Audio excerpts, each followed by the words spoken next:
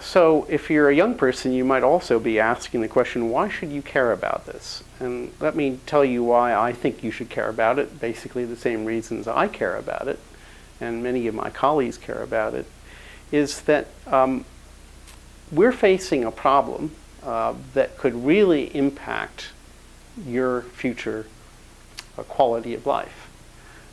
And by quality of life, I don't mean simply your income, that sort of thing. That's very important. But if we start to have really strong effects on the agricultural system, if we start to see even more rapid ecological collapse, particularly in the oceans than we're seeing today, we could get into a situation that is very hard to even contemplate today. We're taking a very big risk with that. The other risk that I emphasize, and people I know in our own Defense Department emphasize, is the real risk of war. We already have large degrees of political destabilization in regions of our planet that are climatically marginal, regions like the Middle East, which already today barely have enough food and water for their inhabitants. When you make that situation worse, and it seems to be getting worse and is projected to get worse, it only increases pressures for immigration, pressures for armed conflict.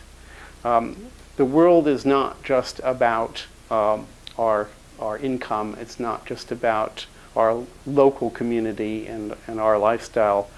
Things can go downhill rapidly when you are handed a notice and been told that you've been drafted because there's a huge war overseas which we need to fight, and that war may be traceable to climate change. There are many, many reasons to be concerned about this. I'd also like to emphasize that often people in the fossil fuel industry and their politicians in Congress are often telling us that anything we do to address climate change will be economic Armageddon. Not only is that not true, I think the evidence is that the opposite is true, that we might have an economic Armageddon if we don't do anything about climate.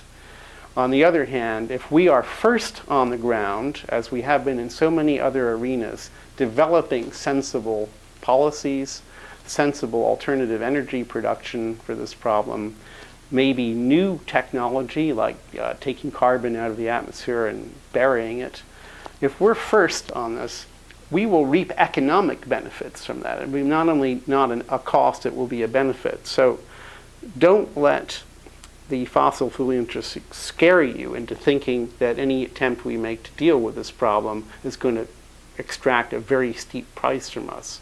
We may have to sacrifice a little bit. I think my generation should. But in the end of the day, I think we'll reap far more benefits than we actually pay out.